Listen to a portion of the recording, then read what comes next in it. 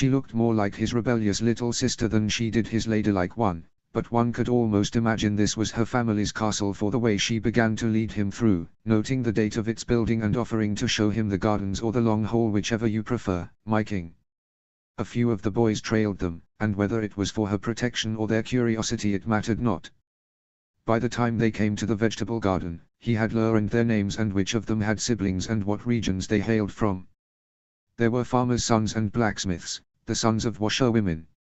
He learned that Caitlin was the daughter of a handmaid, which explained her courtesies, and that her little brother Robin had made something for the queen that she was hoping he might pass along. It was dark by the time he and his wife returned to the litter, and he sat at her side from the start as he had wanted to earlier that day. "Thank you, Your Grace," she said, "for agreeing to take me in spite of everything. I am not sure I could have bared to return north without saying goodbye." "It is I who should thank you, my queen," he said honestly. "It feels as though the afternoon has made my hands clean once again." "These hands?" she asked, taking them in her small ones. He nodded at her and she kissed one set of knuckles and then the other. "Everything they have done was to keep me safe." "Not everything, I fear," he said, and though the words were true, he could not help but murmur them, taking her cheeks within his palms. She looked up at him and he felt the same heat sparking between them that had been simmering since earlier that day. "Am I in danger then?" she asked softly. "Are you afraid?" he asked her. "No," his brave queen said. "Well, I am," he told her pathetically. "I will protect you too, my king," she promised sweetly, "my great big powerful king." "My perfect little queen," he said in wonder, and then remembered Caitlin's words, "my good Queen Ella." Her lips still tasted of lavender when they met his, but there was a sweetness there all her own. He kissed her reverently and she kissed him back devoutly. As with last night, it would be so easy to lose himself in the kiss, but he forced himself to end it before it could go on too far. He could not quite bear to let her out of his arms though, not when she was safe and warm, not when she was the queen his people had long deserved, and the wife he knew he didn't. He tucked her under his arm and she buried her face in his neck, the way he liked to do with her. "Today he started, with Lord Corving, he said and trailed off when he felt her tense. "You said something." "I said many things," she said, "and if I embarrassed you I have never been prouder of anyone than I was of you today," he told her honestly. "You stood up to a man who wanted you dead, and sent him to his gods with your name like a prayer upon his lips. You were the kind of queen the North will rally behind. If anything should happen to me, you will be safe amongst our people." "That thought frightened you a few days ago," she said softly, as though she regretted it already. "It did. Your ability to make people believe in you, love you, it is not just a shield, in the wrong hands it is a weapon as well." "But these hands," he said, picking up one and bringing the palm to his lips, "I see now that they are only fierce when they need to be. It is as you said, you prefer melodies to battle cries, and Westeros is safer for it because know this, my queen, you can rally armies to your side. I will be but the first in a long line of loyal soldiers."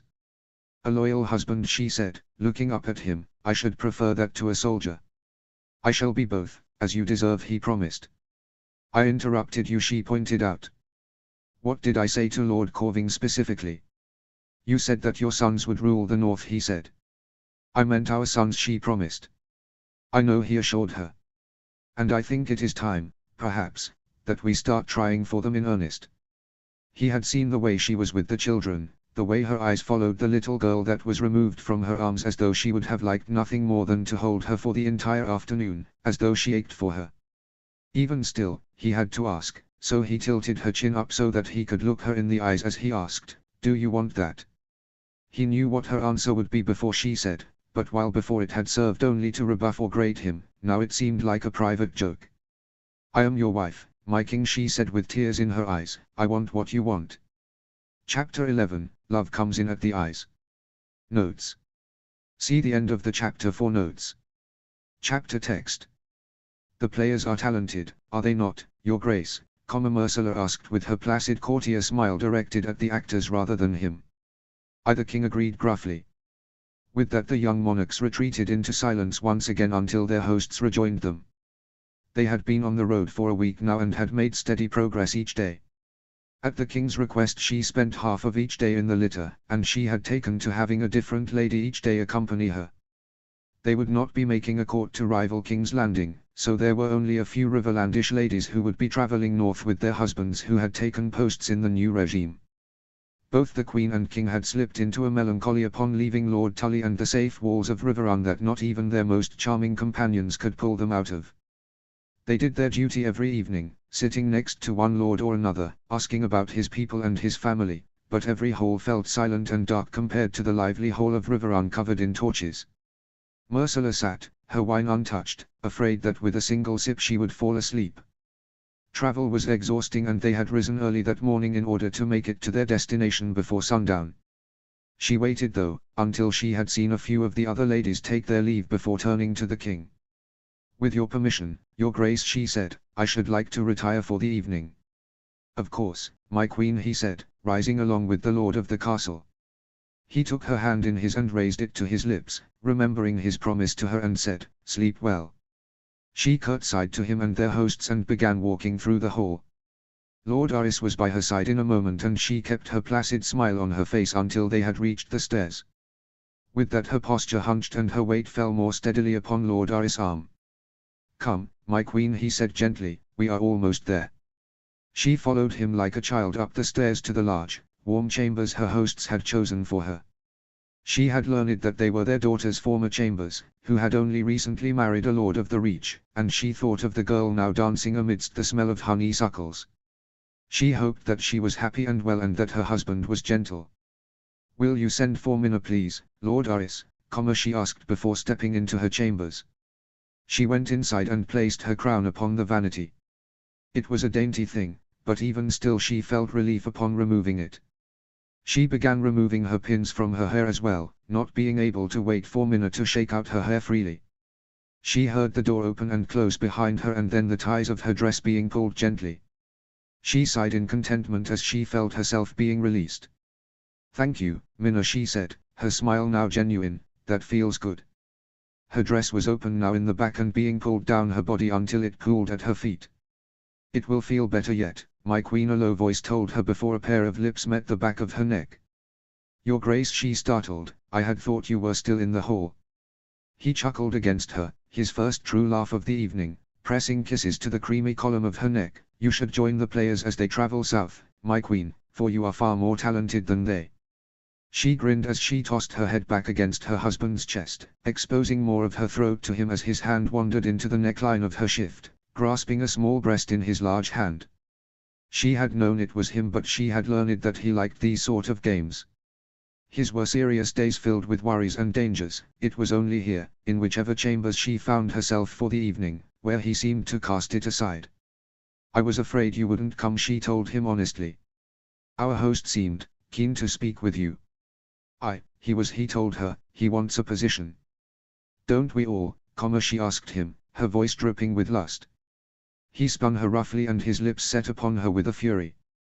He picked her up by her butt and she wrapped her legs around him, her nimble fingers going to the laces of her jerkin as he walked them back to the bed. She kissed his cheek and his temple and his hair, breathing him in. He was road-weary and his smell was masculine and intoxicating, and she wrapped her arms around him, holding on tightly as though he might let her go, even though all recent experience told her he wouldn't. "You hardly looked at me this evening," he said sternly as he set her upon the bed. "I couldn't," she told him honestly, "everyone would know." He pulled his trousers down and pulled off his small shirt. Her eyes drank in his hard body greedily, having denied herself the pleasure of looking at him all day. He was such a man, with his well-defined muscles and broad shoulders. She sat upon her knees and let her fingers trail over his chest, her lips following their path. His hands were in her hair and she felt his lips pressing into her skull. "Do you still think it is a sin to desire your husband, my queen?" he asked her. "It must be," she said as he pulled her shift off her hair. He pushed her back gently against the bed and she looked up at him. Her legs fell open and he groaned, "Pleasure such as this can only be a sin." "Then we are sinners both," he said as he shoved down his small clothes, revealing his proud hard cock. He set upon her, pressing kisses to her breasts and abdomen as his hands wandered up her thighs to the apex. "I am ready now," she whimpered. "Oh, I know that," he said, in a low voice, his finger circling her nub, "but I have no intention of stopping until you are well and truly mad."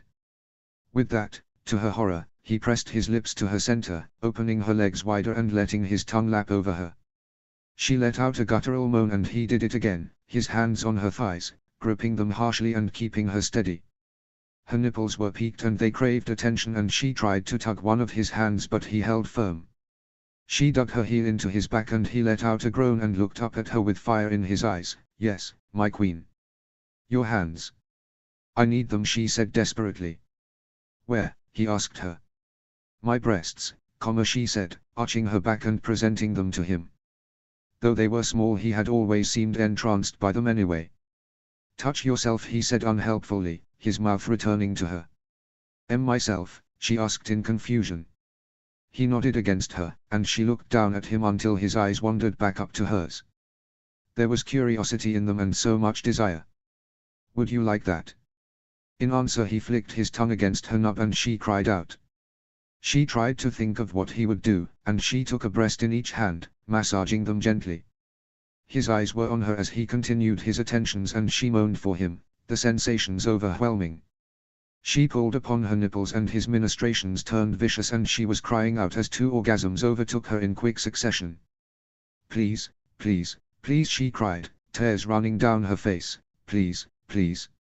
"Shush, shush," he said as he crawled up her body. "Our hosts will think I am torturing you." "You are," she protested, wrapping her legs around him stubbornly and taking his cock in her hand. He groaned as she brought him against her folds. "Have mercy, please." He shoved inside of her and they cried out together. "This is not a sin," he told her as he thrust inside of her. "You are my wife, my queen, it is your duty to give me an heir." "This does not feel like duty," she said breathlessly. He groaned and rolled them and she matched the pace he had set, riding him fast. "There can be joy in duty," he teased, one hand grasping her waist, the other her breast as she threw her head back and bucked against him. "And when I have given you an heir, your grace," she said, her hands grasping his strong thighs behind her, exposing herself completely to him, "will you consider my duty done?" He sat up, his arm wrapping around her back and his other hand gripping her hair. "Is that what you fear, he asked, a small smile on his face, "that I will tire of you?" "That is every wife's fear," she told him, her pace slowing. "There can be no joy for a wife to a bored husband." "I am a lucky man indeed, if that is what you think," he said, kissing her deeply. His hand on her waist controlled her movements and he moved her slowly, rocking her on him. He began to thrust into her as well, keeping rhythm with her, until their bodies were working as one. There was a clarity when they were together like this, when she was surrounded by his smell and his arms and he by her. It had always been so, even when nothing else about them seemed to work, and it had only grown stronger as the words between them seemed more and more to take on the tone of young lovers rather than monarchs. His hand no longer needed to guide her, their bodies moving together effortless, but he did not remove it from her, instead it wandered up her back, its large area covering so much of her at once, rubbing her and pulling her close at the same time. She leaned her forehead against his, their noses touching. She hadn't realized she'd closed her eyes until he commanded, "Look at me." She opened her eyes, looking into his blue that seemed to drink her in. He let out a strangled whimper and she let out one of her own. She felt the warm pressure building where their bodies were joined and her eyes clouded over, holding on to his strong shoulders for support. "You will give me an heir," he told her, "and a spare," he said and let out a groan, "and princesses," he said, and she felt the pressure build, "and when I tire of you it will because death himself has come for me, and I will beat him back for thinking to part us." She came with a silent shudder and he came with a sharp cry, releasing impulses into her. Neither moved away from the other and she laid her cheek upon his shoulder, her arms and legs still wrapped around him. He pressed kisses to her temple and her cheek and she smiled contentedly, the way Sir Pounce always seemed to when he found a beam of sunshine to lay in. "I do not like it when you will not meet my gaze," he told her, the softness of his hands telling her that he was not angry with her. "I do not care who knows that we desire one another. Let every grasping lord who would put his daughter before me in order to supplant you know, and every squire who thinks himself your sweetheart when you grant him a smile know. Someone believing I was indifferent to you put you at risk once before, it will not again. You must stop blaming yourself," she said, kissing his cheek. "You told me to look him in the eye and know that he was safe," she said and pulled away from, "now look upon mine and so you will know that I am." His fingers touched her cheeks holding her tenderly as he looked her in the eyes, and then drifted to trail the path of her cheekbone, down to the pronunciation of her lips. It is not just that, he said, and she laid her cheek more solidly against his hand, imploring him to continue. When we are like that with one another, it makes me fear that we will go backwards. With that he raised up on his knees, his hand wrapping around her back to bring her down to the bed, following her so that he hovered above. We shall not go backwards, my king, she said, her fingers pushing the hair back from his face, and then trailing down his face and arms until she could grasp his hand. She tugged the other as well until he was well and truly on top of her. We shall only go forward now, you and I together. He intertwined his fingers with hers, and murmured against her lips, together. Asterisk asterisk asterisk. They were still miles from the inn where they would spend their evening. As they headed north, the castles would grow fewer and farther between, so they would make use of the inns that littered the King's Road.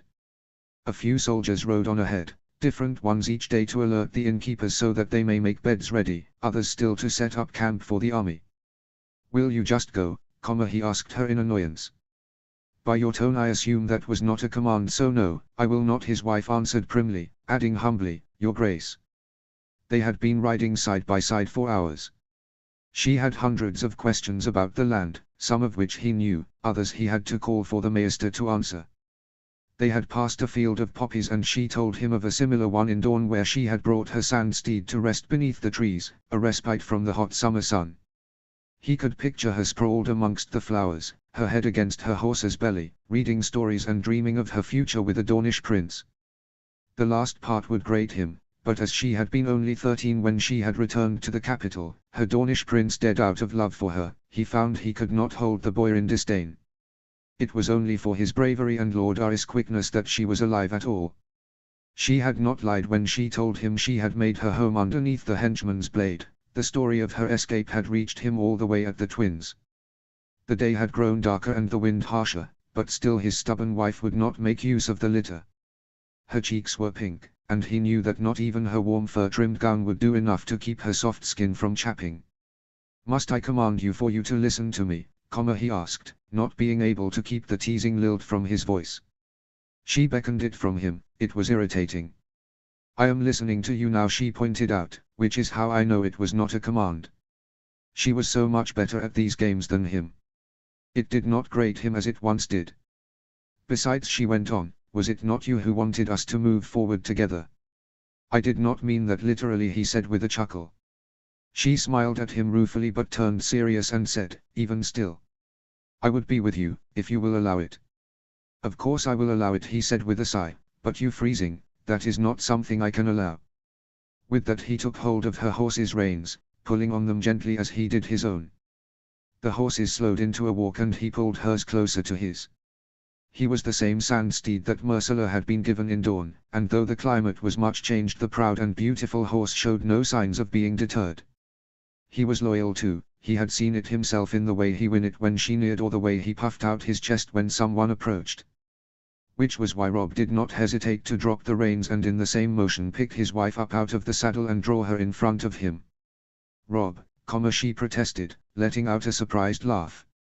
He felt warmth deep in his body hearing his name upon her lips. He could almost pretend to be any other young man out on a ride with his sweetheart.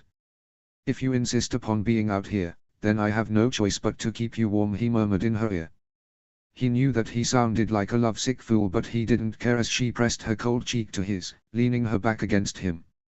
Do you think we are hurting him, she asked, leaning down to rub his horse's neck. No, he told her honestly, he is a powerful beast, he said, and pulled her back against him, whispering in her ear, should I show you what he can do? She nodded and he held her waist tight, nudging his heels into his horse's sides. His powerful war horse took off immediately, bypassing trotting altogether and going into a canter. He turned to look behind him and saw her sand steed trailing them faithfully, their people following further behind. He tightened his grip on her and said, shall we show them how brave their queen is? She nodded her head vehemently and he nudged his heels into his horse once again and he accelerated into a gallop. Her back was flush against his chest, and she leaned her head back until it rested upon his shoulder. He saw that her eyes were closed, her lips spread in a smile, and he could not help but press a kiss to her cold, exposed throat. It is bravery or foolishness now that causes you not to hold on, he asked her.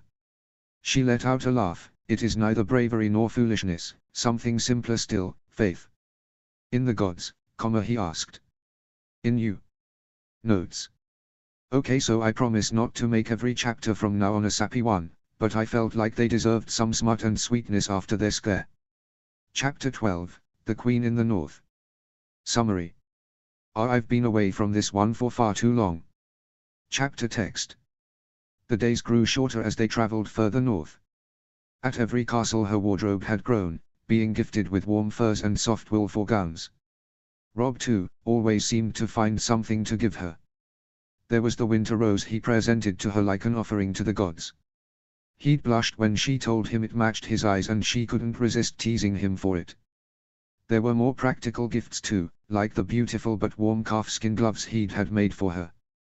They were at Newcastle now in White Harbour and Rob had warned her that they would not see another castle until Winterfell, so she had taken advantage and had accepted a bath as soon as they'd arrived. Lady Marndaly had supervised the servants herself, and brought in oils from her own collection. Thank you, Lady Marndaly, she smiled at the older woman. Would one of those happen to be lavender by any chance? Lady Marndaly looked in the basket and pulled one out, taking off its cap and smelling it. She smiled and handed it to her. Is it a favourite scent of yours, Your Grace, she asked. And the King's Myrcella added. Her cheeks turned scarlet. She was in uncharted territory, having never been a wife before. She had heard that there were secrets between a husband and wife, secrets that no one should ever know, and she was not sure if she had just given away one. Lady Marndaly looked over her face and smiled sadly. You are a wise wife, Your Grace, to make such efforts. I should have done as much when I was your age. Lord Marndaly spoke very fondly of you, on the journey north, she told her. The man had not been effusive in any way, but there was a tenderness in his voice when he spoke of his wife. She had rode next to him a time or two and he had told her that Lady Marndaly was a fine woman and a good mother, and that he was looking forward to her company. He had gone ahead of the rest of the party once they crossed into the north and had been home for a couple of weeks now. Yes, war has a way of making men speak fondly of the things they leave behind. Lady Marndaly nodded. Even still, my lord has never once looked at me the way the king looked at you. Myrcella blushed deeper, thinking of the moment she knew Lady Marndaly would be referring to. They had come into the courtyard of the castle and Lord Aris had dismounted and stepped forward to help her do the same. Rob had been too quick for him though and came to her side. Here my queen, he said, offering her his hands. When she gave hers to him he placed them on his shoulders and pulled her from the saddle. She was pressed between him and the horse as she slid down and he made no move to step away. Thank you, Your Grace, she said when her feet touched the ground, looking up into his heat-filled blue eyes. Our hosts have been gracious enough to grant us each a bedchamber while we are here, he informed her. That is very kind of them, she suggested, her eyes downcast. But there must be many in want of a feather bed. Shall I tell them to offer your chamber to someone else, he asked her in a low voice. If it please you, Your Grace. After all, she teased, looking up at him, I do so want to be pleasing to you. He looked as though he might say something but he raised his hand to her cheek. In spite of being very careful with her warmth, he never seemed bothered by the cold even as they headed farther and farther north. She was surprised to find it warm, though she shouldn't have been. You please me, he said softly.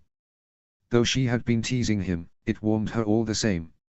She knew they had grown closer, that he desired her and that he was even growing fond of her, but even still when she thought of the very early days she could not help but be grateful for any sign he gave her. Of course, Lady Marndaly went on with a smile, I never looked like you. Myrcella thanked the older woman who took her leave and she undressed. She poured some of the oil into the steaming bath and climbed in, all but moaning as she did. Her body was more used to the saddle now than it ever had been, and she had been given a special undergarment by Lady Reed that stopped her thighs from chapping, but even still she felt her muscles uncoiling. The warmth, as well, was welcome and she washed her hair and her body quickly but made no move to leave. Myrcella, is that you? A voice said from behind her as the door closed, or has a water goddess been brought to me instead? If I were a goddess, she told him, then you would be here for my pleasure and not the other way around. She heard him chuckle and take off his boots. She turned in the tub and rested her arms on its rim, her chin upon her arms. He sat in one of the chairs by the fire. Grey Wind had come in with him and rested at his master's feet. She had not spent much time with the wolf, but she had been surprised to learn that when she lay unconscious, fighting the poison, it had been he that guarded her body while Rob and Lord Aris pursued the criminal. She did not fear him, the way the others did, especially now when he curled up like Sir Pounce might and let out a contented sigh.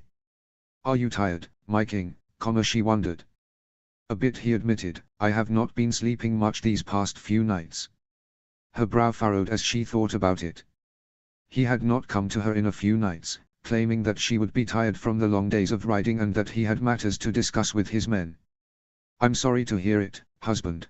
Perhaps I can speak with the maester and see if he has some essence of nightshade," she suggested. In truth, she had been meaning to speak with the maester anyway. She was unaccustomed to the northern food and had grown sick a few times in the past week. She had not wanted to slow progress but had taken Rob up on his offer on the litter more in recent days. "I do not like potions," he said stubbornly. She bit the inside of her cheek to keep from reminding him that he had used a potion every night for a week when her legs had been marred from the saddle. That he had not seemed to mind them then, commenting each night on the strength of the balm. "Of course, your grace," she nodded, turning back around and lowering her head into the water once again. She lifted her head out and stood up. She let the water fall off of her in droplets and she wrung her hair, letting as much moisture leave it as possible. She felt a warm sheet wrapping around her from behind, swaddling her, and suddenly she was being picked up out of the tub and set down on the planks of the floor. "Thank you, Rob," she smiled up at him. "Better," he nodded, pulling her hair out from the sheet and tugging the sheet more firmly around her. "In here, I prefer my name upon your lips." He had said as much before, but courtesy was a hard habit to break. She stood on her tiptoes and wrapped her arms around his neck. "If you ever wish to hear your name upon my lips, you know exactly how to beckon it," she murmured. She had grown more confident as well. Her desire never seemed to make him think less of her, and instead it stoked his own. His strong hands wandered down her back, scrunching the sheet in them.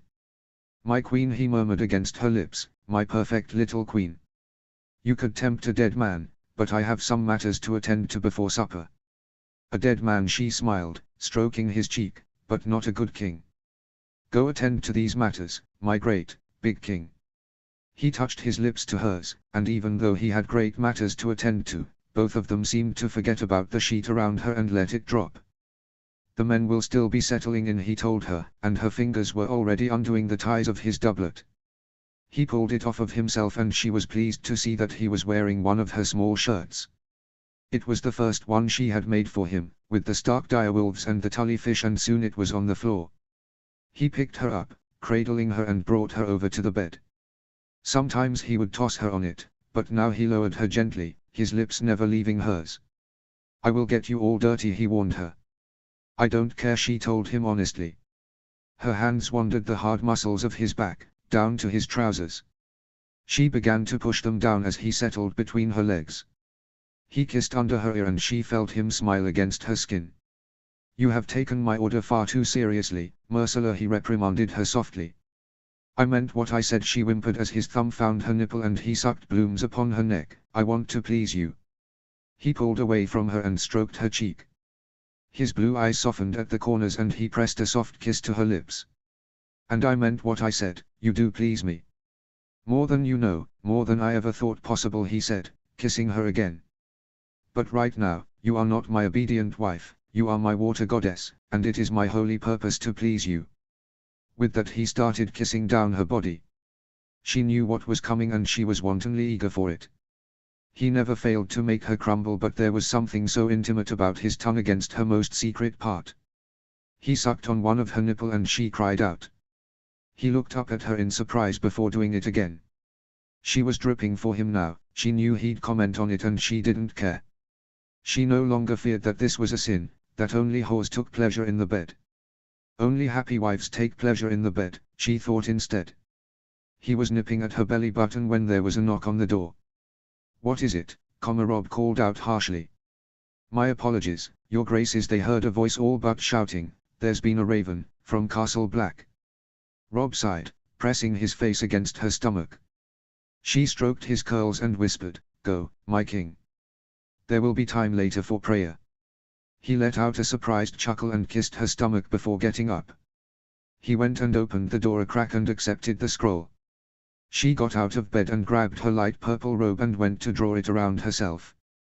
"Wait," he commanded. She looked over at him in surprise and he crossed to her. He placed one hand upon her breast and she bit her lip to keep from crying out. "You've become more of a woman these past months. You have had something to do with that," she pointed out. He smiled at her, but it didn't reach his eyes, and he drew the robe around her, tying it for her. "What news from the wall?" She glanced at the scroll in his hands. "My mother always said, 'Dark wings, dark words,'" he sighed as he broke the seal. He read it once, and then twice, and then a third time. "Mothers always know. Asterisk asterisk asterisk. My lords," he said, using the kingly voice that still felt false even now after all this time. "I've had a raven from Castle Black." There was an appropriate amount of apprehension at those words. Northmen valued the wall and the Night's Watch in a way that the Southerners never could. It was not southern farmlands that were raided when wildlings got through. It was not southern women who were raped or southern children who were murdered and eaten, if some of the stories were true. Even still, northern lords did not hear from the wall when all was fine. "My brother, Jon Snow, has been named Lord Commander," he said, and despite everything, could not hide his pride in that. He still remembered the day that Jon had left for the wall. He had been all steely resolve, swearing to protect him as he sat by the fires of Winterfell. But he has seen many things beyond the wall, and they have lost many men. At Castle Black there remain only 50 fighting men. Not nearly enough for summer, and certainly not enough for winter. He needs more men, and supplies. He did not tell them everything that the scroll contained. He would be laughed out of the hole if he did. It was impossible, utterly impossible. Even still, there was no man alive that he trusted more than Jon Snow. "Our men have too long been at war already, your grace," Lord Umber guffawed, "and now you ask us to march them north, to give up their families and their freedom and take the Black. It's unfair, I know," he nodded, "but sacrifices will have to be made if we want to survive this winter." "Sacrifices, Lord Glover, Sansa's good father, sighed, "you're asking them to give up their lives." Again. There were murmurs of agreement and then they all stopped suddenly as Myrcella walked into the room. She wore the dark blue dress that he loved with the fur trim, her hair down in the simple northern styles that she'd adopted ever since they left her brother's capital. "Forgive me, your grace, my lords," she said with a curtsy, "I had not meant to interrupt. I will leave you to your discussions." "Stay," he ordered, to his surprise. She already knew what the scroll had contained. He had not hidden the worst from her. In his shock he had asked her to read it, which she had done without question. She had her mother's poise and her grandfather's pragmatism as she read it. The color draining from her cheeks was the only sign that she was afraid. "Your grace, these are northern matters," Lord Umber said. A hot rage curdled in his stomach as he turned back to him. And she is the North's queen. This concerns her as much as any man in this room." Myrcella came to his side and Lord Glover brought a chair for her. She thanked him graciously and took her seat beside him. "My lords," he continued, "I know what I'm asking. After everything our men have been through, I wouldn't ask if I didn't think it was necessary. But this isn't like when we marched south. This isn't about avenging my family, this is about protecting their own. My father always used to say that in winter we must protect ourselves, look after one another." There was more murmuring, though he could tell this was not in agreement. "My lords," Myrcella said. She had never addressed them as a group and he was surprised that her voice did not shake. It was soft, but all the men turned to listen. "When my uncle Tyrion returned from the war, he noted how under-provisioned it was. He made it his mission to clear the prisons of King's Landing and send men north, to fight. But then the wars came." "Wars started by your family," one man shouted from the back. "Wars started by my family," Myrcella agreed, "and all the fighting men took up for Lannister or Stark or Baratheon or Greyjoy. All the men fought against one another instead of for one another. And during autumn, when we all should have been provisioning for the hard winter ahead, this country bled, fields of food were trampled, and we grew further divided when we should have been banding together. When the real cold comes it won't matter which banner anyone rode under, it doesn't matter who was right and who was wrong. Death does not care to make the distinction between good and evil, it will come for us all if we don't have the courage to defy it. The room was silent, all the men glancing at one another. He knew it would not sit well with any of them to be reprimanded by a girl of 18, a southern princess as so many of them still thought of her, especially when she was right. "It is an easy enough thing to say," Lord Karstark said, "when it is not your men who'll be doing the fighting." "She is your queen," he growled. He felt her hand on his arm, cautioning him, and he settled back in his seat. "My lords," she said again, "it is my most sincere wish that there will come a day when you understand that though the North has no love for me, that I have great love for it. This is my husband's home, and if the gods are kind, it will be our children's home before too long. This is my home, now, and though I cannot pick up a spear, I will always fight for it. My marriage to your king has done more than put an end to the fighting, it has created an alliance. An alliance that may be distasteful to you all but nevertheless will help us in the fight to come.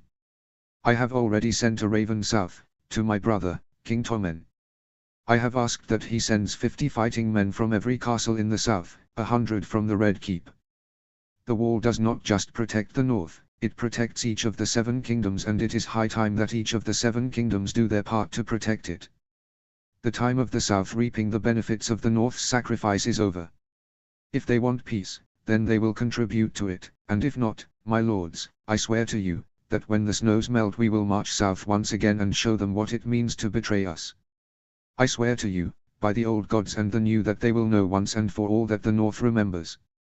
The sound of metal sliding was the only sound as Lord Glover stepped forward. He knelt before her and bowed his head. "My queen." Lord Umber came forward next and knelt as well, the queen in the north.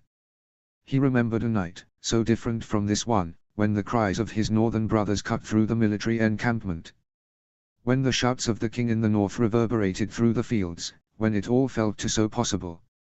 He remembered the pride that had coursed through his veins upon hearing it, and it was with surprise that that pride felt dull now in comparison to what he felt as they all shouted, "The Queen in the North." "The Queen in the North," he murmured. Chapter 13, "And what of your daughter's life, is that a precious thing to you?" Chapter text. He walked into the chambers that he and Myrcella had been sharing at Newcastle. The whole castle was alight with activity, as the royal train, and army, was moving onwards today. It was the last castle they would see before Winterfell, and they were arming themselves with provisions in case the inns had fared worse than they thought. He could not say that he would miss Newcastle, he was tired of being a guest in other people's homes, but he knew that they were all leaving a far superior place than they would rest that evening. He found Myrcella standing by the window, Grey Wind sitting beside her. His wolf nuzzled his snout against her hip and she scratched his head absent-mindedly as she looked out across the land. His wife had never been afraid of the beast, but as Grey Wind was so often at his side, it was not until recent weeks that he was at hers as well. It had been him who guarded her while she lay unconscious, fighting the poison, and whether it was Rob's shift in demeanor towards her or his own, he had been far more mindful of her since. For her part, he had seen her sneaking bacon to him, as Sansa used to do with Lady. She'd blushed when he'd caught her, but he'd simply looked away, leaving them to their secrets. He had not happened upon them like this though before, and the sight of the proud beast of the north and the royal daughter of the south affected him more than he thought it might. Grey Wind ignored his arrival, though he'd definitely sensed him, and nudged his snout into Myrcella's hand. She scratched underneath his chin, looking down at him with a small smile as he let out a woodsy hum that Rob could hear from the doorway. "You will spoil him," he warned. She turned at the sound of his voice and her hair caught in the grey morning light, making it shine in 100 different shades of gold. She smiled now, when she saw him, and it was not the placid, courtly smile he had always hated, but the real one that had to be earned. "He is royalty, oughtn't he be spoiled?" she challenged. "Royalty? Shall we fashion him a crown?" he wondered. "Perhaps one made of bones, though he might prefer to chew on it, wouldn't you, you handsome fellow?" she asked, scratching Grey Wind under his chin again. He could not help but smile at the pair of them, and he found that he had no desire to resist smiling around her anymore. She was clever and brave and kind. So beautiful it threatened reason itself.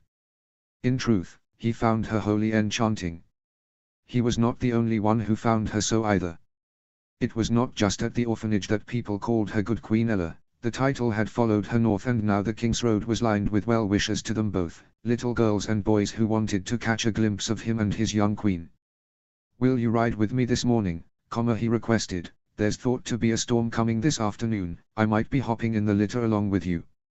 She giggled at that and told him graciously, you are always welcome in the litter, you know that, even if you are too big for it. She placed her hands behind back, which always made her look younger, as though she were crossing her fingers as she agreed to something she had no intention of doing, but she said, I am sorry though, Your Grace, I cannot ride with you this morning. Oh, he wondered, only slightly surprised at the disappointment he felt. He was curious too, she never refused him anything.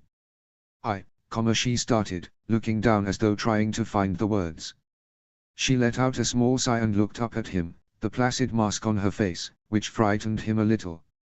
Her posture changed as well, and she looked once again more like a princess of the Iron Throne than the Queen in the North. She spoke with conviction when she told him, I will be utilizing the litter for the rest of our journey north, Your Grace. I have been ordered to do so. He balked at that. No one could order her to do anything except for him.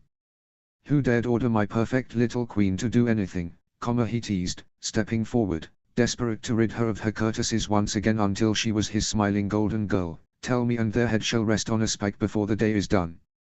She looked at him in horror and then let out a surprised burst of laughter. Well, now I can't tell you, I will not have the murder of an innocent on my conscience, she evaded stubbornly, lifting her chin high, only the smallest of smirks resting on her lips. There she is. I have ways of making you confess, he warned as he stalked towards her. You would torture your wife, she asked him coyly, stepping backwards. You are a cruel king indeed. She had so little distance to go back to, and his large strides were equal to at least twice of her own, and so he caught her easily, pressing her gently to the window. The glass was cool under his fingertips, but her slight body was warm against his, and he would risk frostbite for her to keep looking up at him the way she was. Terrible, he agreed, pressing a kiss to her neck. Abhorrent, he offered, nuzzling against her hair. He went to kiss her lips, but she turned away from him, grinning when he pressed a kiss to her cheek instead. But it is you who are cruel, denying me.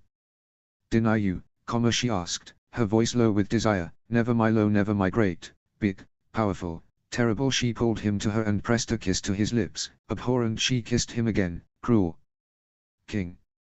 So many titles, he sighed, as though it were a great burden. He pulled her more firmly against him, running his hands over the soft velvet of her gown. Too many. None of which are my favorite. She wrapped her arms around his neck and stood on her tiptoes. Husband, she murmured against his lips. She moved her head back and looked at him quizzically. Have I found it? Clever girl, he murmured against hers before kissing her deeply. Do you think that there is any title that might supplant it? She asked him curiously when they parted, still holding on to one another. Home, he asked lazily, his eyes closed and his lips against her warm temple. It was the Maester, she told him. His eyes opened and his heart started beating wildly. Who ordered me to use the litter? He would not do so lightly. It is just that I may have the heir to the Winter Throne in my belly. He felt his heart near to bursting, but he pulled away from her, lifting her chin so that her gaze would meet his. May, he wanted to clarify. Well, we do not know if the babe will be a boy or girl, she explained softly, her eyes wide. But there is a babe, he pressed. You are carrying our child. She nodded and he grabbed her face and kissed her again. He hadn't realized how much he wanted his suspicions to be right until she confirmed them. He had noticed some changes in her body. Though still impossibly slender, he had thought her breasts had grown fuller, her hips ever so subtly wider. You've become more of a woman these past months. You have had something to do with that. Good Queen Ella, he murmured, his forehead resting against hers. They will drink toasts to you from last hearth to Acorn Hall. But what if, she started and then trailed off. He looked into her eyes, silently asking her to continue. Her voice was softer still when she went on, what if it is not a boy? No amount of tenderness between a man and wife can steal away a queen's worry. Then the North will welcome its princess with open arms, he told her honestly. He stroked his finger down her soft cheek, and all I hope is that she is happy, and healthy, and that she has all of her mother's goodness, and some of her strength, and a bit of her beauty. There were tears pooling in her beautiful green eyes, and he kissed her forehead, wrapping her in his arms. She lay her cheek against his chest and her slender arms came around him, and he could not help but smile because their child was between them, God's willing, growing strong and healthy. Whether it was a boy or girl it mattered not to him, truly. They were young, there was time enough for heirs and spares and all the rest, and though he'd like a little boy of his own, when he closed his eyes he saw a beautiful little girl who looked just like his wife. They will sing songs of her, he promised, stroking her soft hair, the beautiful northern princess with kindness in her bones and sunlight in her hair. And you will love her. She didn't ask it as a question, she said it like it was the truest thing she'd ever said, like it was something etched in her bones. And I will love her, he answered anyway, because before I am her king, I will always be her father, and no Stark man has ever loved anyone the way he loved his daughters. Father, yes, that might just supplant husband as my favorite title. It would have been the right time to tell her what he'd been thinking for a while. That he was starting to think he might just love her. That he had long been ashamed of how miserable he had been at the prospect of this match, but he had now begun to think that the gods could not have planned a better one for him. Then she will be the luckiest princess that has ever lived, she said softly, tightening her grip on him, but for now I hold that honor. Chapter 14, A Doting Wife. Summary. Hello, it's me. Sorry, I know it's been a minute. This is just a short one to get me back into things, hope to update more this week/weekend. Thanks for all your kind words and patience. Chapter text. Even after being home for a week, he couldn't quite believe that he was here. He had been gone for so many years, he was surprised to see it largely unchanged. The stable boys had grown up and the bakers had new children, but on the whole, his home had somehow come out of the wars unscathed. If only his family had.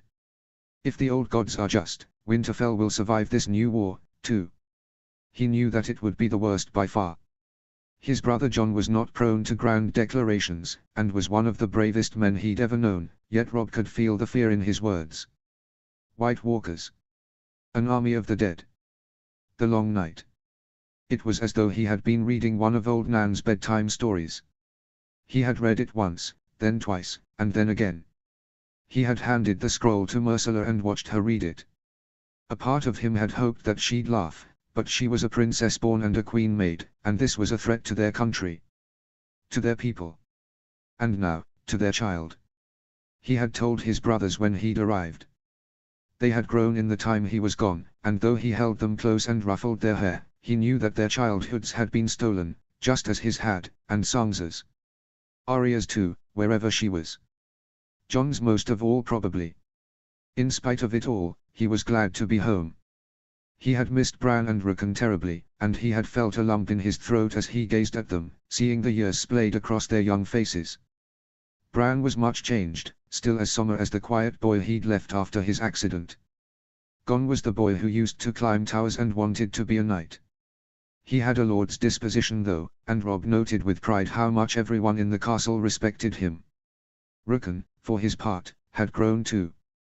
Though Bran was his older brother, Rickon had trained since the moment Robb left, determined to protect Bran should the need arise. Thankfully so far it hadn't.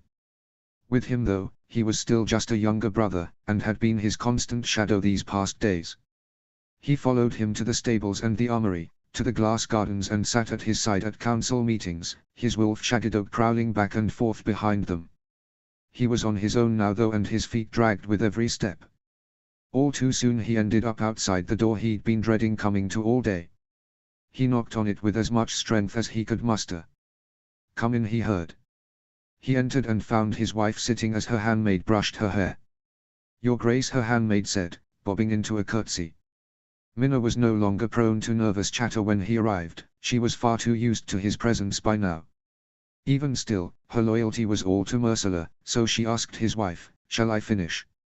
"No, thank you," Myrcella said, and Minna left without another word. He closed the door behind her and Myrcella turned to look at him. She was wearing that dusky purple robe of hers that he liked. As he promised, he had given her the warmest chambers in the castle, and as she promised, she wore the robe for him. He took off his cloak and hung it on a rack by the fire so that it would dry. "I did not think they'd ever let you leave," she teased. A smile appeared on his face in spite of himself. She had a talent for beckoning it, unlike the fools they had down south. She never worked too hard for it. It came when she entered a room and her eyes found his, when she whispered an inappropriate comment in his ear during a feast, when she teased him, proving that she was finally comfortable in his presence. Nor did I, he agreed, and he sat down in one of the chairs facing the fire so that he could take off his boots. Instead he leaned his head back against it and sighed. They'd had a dinner. All of the northern lords that had remained with him had been in jovial moods, glad to be home once again as he was. It had been rowdy, and though they had already begun rationing food in preparation for winter, they had not taken the same approach with the ale and wine. Ursula had excused herself only half an hour before. She was a good sport, but he knew she did not care for overt displays of drunkenness. Not after being raised in her father's court. She got up from where she had been sitting at her mirror and knelt down in front of him. She picked up one foot and removed the boot, and then the other. She removed the wool socks he'd been wearing as well and stood up once again and placed them by the fire. She went to her wash basin and dipped a cloth into it and came back and knelt down, picking up his foot and rubbing it with the warm, wet cloth. Her hands kneaded at his heels and the pads of his feet and he moaned. "I have servants for this," he said though. She smiled and shook her head. "This is a wife's business. Besides, I'd rather you be here with me." "Shouldn't I be rubbing your feet?" he asked in the cadence he had found he often used with her now. It was little more than a murmur. "Don't think you won't," she grinned. "When my belly is round I intend on being very demanding." He chuckled, though he didn't quite believe her. He quite liked the idea of fetching her things from the kitchens though, and he certainly liked the idea of her round belly. She worked his feet deftly and he leaned his head back against the chair, relishing in his only quiet moment of the day. His wife had a calmness that soothed him in times such as this, and she seemed to understand when he did not want to share the burdens of his seat and rather preferred to escape them. All he heard was the crackling of the fire and the whipping of the wind outside, and after a little while, her soft humming. She had not played the harp once since the attempt on her life. He had seen it unloaded along with the rest of her things, but it had stayed hidden. He sorely wished to hear the music again, but he would not push her. They would need someone to restring the instrument for her as well, and he was not aware of anyone in town who did so. So he contented himself in her lilting hum. He recognized the tune but could not say from where. She stood up and placed the rag next to the fire as well and rinsed her hands in the basin before returning to him. He opened his legs so that she might stand between them, his hand moving to her still flat abdomen, splaying his hand wide across it. She reached her small, soft hand out and stroked his cheek. "You have been burning the candle at both ends since we've arrived." He nodded. He would not deny it. His work as a king was never done, but there seemed to be so much more to do here. So many more people to see. Preparations to be made. And on top of it all, his people needed to be reassured. It had left him no time for her, unlike on the road when they had hours together each day. He kissed her palm. "I've neglected you." Hardly that, and placed her hands on his shoulders and sat on one of his legs. "But if you were going to make it up to me." He chuckled and pulled her face to his and kissed her softly. She stroked her hands gently through his hair, and all he wanted was stay in the safety of the warmest room in the castle, in the arms of his doting wife. He remembered though why he had been dreading coming here, so he stopped the kiss long before he wanted to. He wrapped his arms around her and leaned his forehead against hers. "There's something I need to tell you," he said with a heavy heart. "No," she shook her head, "there isn't. Unfortunately evasion won't work," he lamented. She stroked his cheek once again and said, "You don't have to tell me, because I already know. You're going north." She was too clever for him by half. He had shared his plans with no one, not even his generals. Not even his brothers. "How did you know?" he asked in bewilderment. She smiled sadly and shrugged. "Because you are an honorable man, and a good king, you would never ask your people to face a foe that you yourself would not." She was right, he would not ask his people to do that. Even still, it was not the whole story. "My brother is there," he reminded her, "John Heal. Well, you don't know him, but he isn't the sort to hang back. He'll be on the front lines. He would not abandon him to such a fate." It was one thing when he thought he'd merely be battling wildlings, but White Walkers were something different entirely. "And you'll be there, by his side," she said stoically. "Are you angry with me?" he wondered. He was abandoning her in a new place while she was pregnant to go off and fight in another man's war. Just like his father had done to his mother. He only prayed that he would return with Jon, just like his father had. Being angry with you for being brave and noble would be like being angry at the sun for rising. Futile and foolish, she said in her intoxicating mixture of sweetness and pragmatism. But she went on with a sad smile, I will miss you, and worry for you, and pray for you, every moment that you are parted from me. He pulled her to him once again and kissed her. This time it was not quick, he took his time with her, trying to commit it all to memory. Her subtle weight against him and the smell of lavender, the feel of her damp clean hair in his grasp and the way her breath hitched when he sucked on her bottom lip. The truth was, he did not want to leave her. When he'd last been at war, he had entered every battle knowing that his family depended on his survival, that his home depended on it, that the North depended on it. Now though, he felt something different. He needed to return as the head of his family, as a Stark, as a king, but he wanted to return as a man. To her. Myrcella, he started, unsure of how to tell her the thing he'd been thinking, feeling, for so long now. There's something that I want to tell you, that I should have told you, there's. Tell me when you return to me, she pleaded, with tears in her eyes. Don't tell me anything now because you are afraid that you won't have the chance later. Tell me when you return, because you will, she nodded bravely, the tears falling down her cheeks. You are my king, Robb Stark, and my husband, and the father of this little life growing inside of me. And you will return to us, to me. Is that clear? Yes, he choked out, standing up and carrying her with him to the bed. He took her slowly, savoring every moment of it, of her. And afterwards, once she was satiated and exhausted, he stroked her hair as she fell asleep, her cheek resting on his heart. And it was only then that he whispered I love you, in case he did not get the chance to do so again. Chapter 15, Promises Kept. Summary. Oh good Lord, it has been some time. No. I have no excuse except I really lost steam with this one and didn't want to return to it until I was sure I was ready. I'm not used to writing in universe at this point, so I may be a little rusty, but I hope if you stuck around you enjoy it. XO. Chapter text. The castle was in a state of chaos, readying for the men to head north later that day. Myrcella looked out the bay window and saw activity everywhere. Women trying to keep children out of the way, men loading supplies on 2 carts. The train would stretch for nearly half a mile. Robb had finally told the Northern Lords the true purpose of their journey, and after the initial shock and disbelief, even some laughter and accusations of treachery, they had rallied around their king once again. When he announced that he too would journey north, to fight amongst them not as a king but as a brother, not for his realm but for all the living, there was not a man who could deny his courage, or them their duty. 300 more men were promised, and another 400 signed up of their own volition. Her brother Tommen did not come north. She did not expect him to, he was no warrior.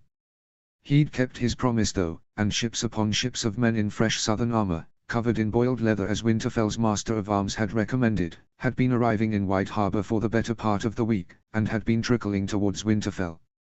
The southern forces were being led by Garland Tyrell, her soon-to-be again brother-in-law if the rumors were correct. The Reach Lord certainly carried himself like royalty, and brought along with him presents from her mother and brother, as well as well-wishes from every southern noble house. Particularly those of his darling sister Margaery. Her former aunt, by marriage, and the girl who would soon replace her mother as the first lady of her brother's court. If Sir Garland was to be believed, she and Margaery were sisters separated at birth, and the Rose of Highgarden had sent a letter with her brother that spoke of her desire that friendship between the queens of the North and South would bring tranquility and prosperity to their kingdoms. Myrcella had read the contents of the letter and handed it to Robb when he'd entered her chambers later that night. She is devoted to you, he teased, placing the letter on the table. She's clever, Myrcella sighed, and beautiful if memory stands. My mother will hate her. He chuckled. Not good enough reasons to earn your ire though, are they, my queen? She sat down in the chair by the fire beside him and he took her leg in his hand and raised it to his lap, repeating the gesture with the other one. She'll influence him, Tommen, I mean, Myrcella sighed and then purred when his thumb pressed circles into her heel. He is in need of influences apart from your mother and Uncle Robb reasoned. And then pointed out, and the wisest kings are but servants to their beautiful wives, wouldn't you say? She giggled, and are you wise? He took her legs out of his lap and lowered them to the ground, following along. He knelt before her and she lifted her back from the cushion and sat up straight so she could look at him. "I'm your servant, now and always," he promised. "Yours, and whatever grows inside you." She stroked his cheek, fighting tears. She did not want him to leave, "As we are yours, my great big powerful king." He laid his head in her lap and she stroked his soft curls, wondering if their prince or princess would have them. She did not doubt his devotion to her, or their child, but neither would it cloud his devotion to their kingdom. "If Tommen is to be ruled by Margaery," he said, "then a friendship between two queens might be in everyone's benefit." She smiled and sighed in relief. "I hoped you'd say that. I have sent a reply full of my fondness for her already and my hopes that we should love one another from afar, as sisters must. I'm sending a winter rose along with it, to the Rose of Highgarden, and soon the south." He looked up at her and smiled. "Of course you have. You always know just what to do, Myrcella." He'd asked her then to serve as regent in his absence. She had been surprised but promised to do her duty with as much care as he had always shown. She hoped, more than anything, that her tenure was short. That he'd return to her unharmed and soon, this last, greatest foe defeated. She looked once again out the window and saw the dragon glass weapons being loaded into wagons by the armful. They had received huge shipments from Dragonstone and had been forging the weapons at Commander Snow's, her good brother's, request.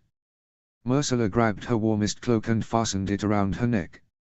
She opened the top drawer of her dresser to pull out the fur-lined gloves Rob had made for her when he found her fingers chilled after wearing the calfskin ones. The drawer got stuck though and she looked in to see why. It was dark though, so she felt around and found her large jewelry box. She wiggled it out and pulled it free, the top unlatching as she did. She went to close it when she remembered what was inside. She brought it over to the table and pushed aside the jewels she'd brought with her from the south, and the winter rose Rob had gifted her on the road now dried. She felt for the small latch and pulled it, and it revealed the false bottom. She pulled it up and brushed aside the set of rubies that had once belonged to her grandmother, and a small vial of poison, and pulled out the delicate that lay there. Her fingers traced over the sun etched into the scabbard, moving over the smooth steel. It had belonged to Tristan Martell, the prince who had been her betrothed a lifetime ago. The boy who had died all too young out of love for her. She still remembered the warmth of the day and the salt air as his cousin Arianne had placed the dagger in her hands as they said goodbye. "Take it, it's Valyrian steel, protect yourself, sweet princess, for the next man you are betrothed to might not have my cousin's honor." Thankfully Arianne had been wrong. Rob had more honor than even Tristan Martell. And if the gods were good, perhaps this dagger could protect him now. She placed it in the pocket of her cloak and closed up the jewelry box. Rob had requested that she meet him in the Great Hall, so she hurried towards it now. Only in the last few days had she truly learned her way around the castle. She walked through it with greater confidence now, both from knowing her way and the knowledge that the Northern Lords, at least, had accepted her as their queen. The Great Hall was abysmal with activity. Trays of food lined one of the long tables against the wall so that people could grab whatever they needed without the formality of a seated meal. She found Rob and Sir Garland standing around a small table with some generals looking over a map. "My queen," Lord Glover bowed. "My lord," she nodded her head. "What news of your good daughter, Princess Sansa?" "She'll arrive before we leave, if the gods are good," he informed her. "And the babe," she clarified. "Healthy and strong," he assured her, and she nodded. Sansa's husband would travel north with Rob and the other men, but she was returning home at her king and elder brother's request. Many would be coming to Winterfell, and a small retinue of northern soldiers would stay behind to guard the castle should the efforts of the king and his men fail. She prayed to any god that would listen that the soldiers left behind would be bored indeed, unable to contemplate what failure would mean.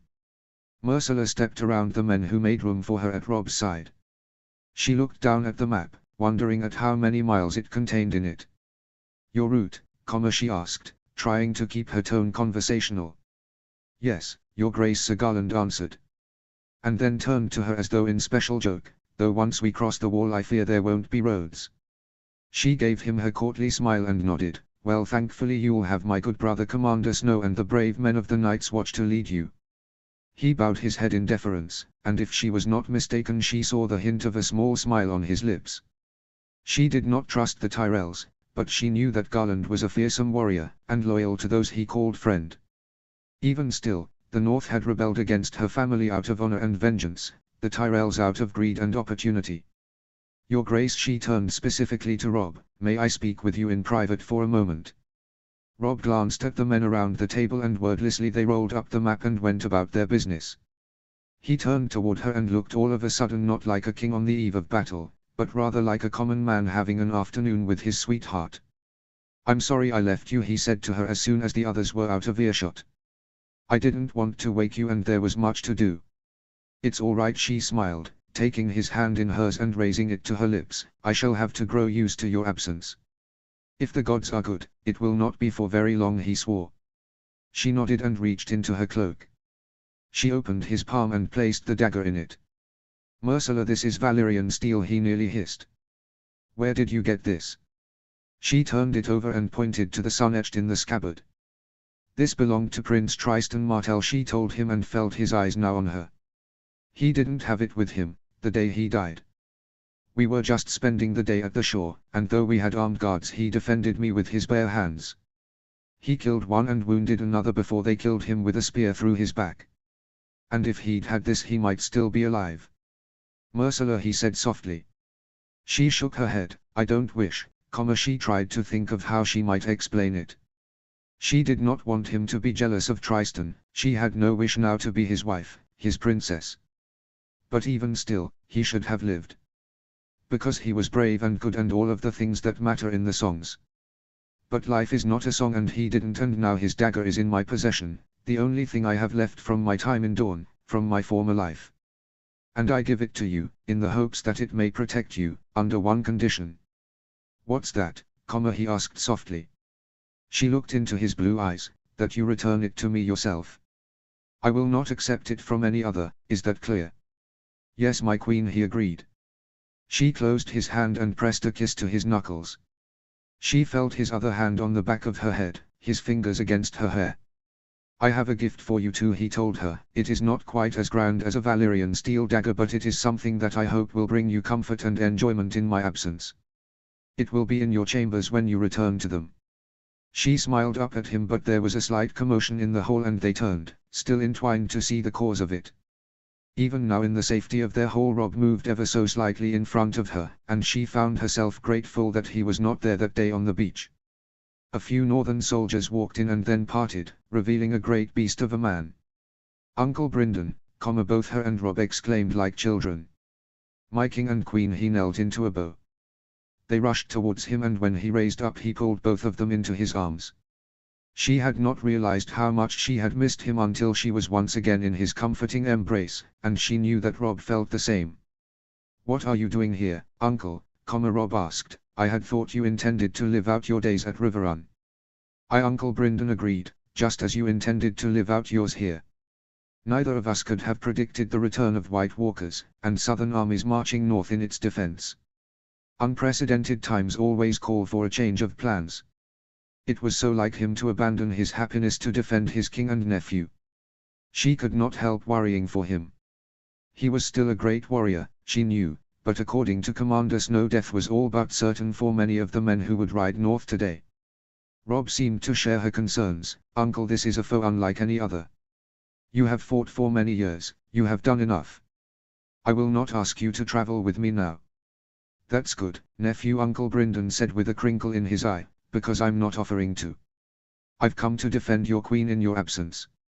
And the princess and princes of Winterfell. He looked down at her and said, even those not yet born. She flushed scarlet and he swiped at it with his finger. They had not told anyone about the babe yet, but she was unsurprised that Robb had written the news to his uncle. He was as much a parent as remained to him, and she knew that he had hoped the tenderness between them found at Riverrun would continue to grow. Thank you, Uncle, Robb said. I could trust them to no man better. Should he not, she started, and both men turned to look at her. Perhaps now that he is here you might prefer him to. What is this, Uncle Brynden interrupted. Robb sighed. She's trying to ask me without asking me if I would prefer for you to be regent instead of her. Uncle Brynden chuckled. No, I don't want to do that. Good, Robb said, and then grinned, because I'm not asking you to. It was the mark of true soldiers that they could be so at ease with battle preparations underway. Even still she wanted to give them time on their own. "We'll talk later, uncle," she asked. He nodded at her and with a small curtsy to Rob and a hand pressed to Uncle Brendan's arm she walked through the great hall into the kitchens. The cooks had been baking bread and salting meat all week to send with the men, and maids were wrapping apples and pieces of cheese into individual kerchiefs for each soldier.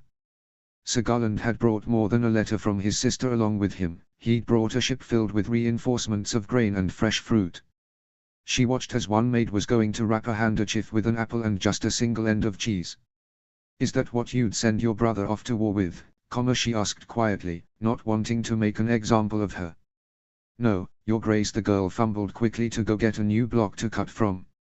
"Full bellies are the least that we can provide them, isn't it?" she said more loudly. "Yes, Your Grace," a chorus swept up. "Your king thanks you for your service," she smiled at them, "as do I." She patted the maid's hand and walked out through the back and towards the stables. They had been overfull all week, with the arrival of the Southern Knights, and she spared only a glance at her horse's trough and a stroke to his face before continuing on. Stable boys bowed as she walked by, and a squire or two made obsequious gestures as they readied their knights' horses. She pulled her gloves on as she was once again in the courtyard and walked over to the forge. Even now, with the wagons being filled, the men inside were still working away. They did not stop their work as she walked amongst them, which she was grateful for. Bows meant very little now. She was looking for the master blacksmith but found him not amongst the other men working. They were all grizzled old men, apart from one. "Excuse me," she said. He hardly glanced at her. "Yes, lady." She didn't correct his address and instead asked, "I just wanted to ensure that you all had everything you need." He threw a freshly forged dagger on a small pile of them and grabbed another piece of dragon glass. "Everything but time." "The thing you need most," she sighed, picking up one of the daggers. It was surprisingly light, and she let her index finger touch the point. Not for the first time she wished she knew how to use it. She'd travel north in armor if she didn't think she'd hurt more than she'd help. "Something wrong?" he asked. She balanced the blade on her finger, the way her Uncle Jamie had showed her, and shook her head, flicking it up and then catching it midair before placing it back on the pile. "No, you've done fine work," she trailed off. "Gendry, lady," he introduced himself, then shook his head. "I mean Queen or." She smiled. "Lady will do fine. Thank you for arming our soldiers, Gendry." She then looked down at the pile and shook her head. "I hope this works." He nodded, bringing his hammer down on the dragon glass loudly. "You and me both, lady. It's my life if they don't." It was that more than his flea-bottom accent that told her he was from the south. No northern man, woman, or child would ever suspect they'd be harmed for doing their duty. "No harm will come to you, whatever their success," she promised.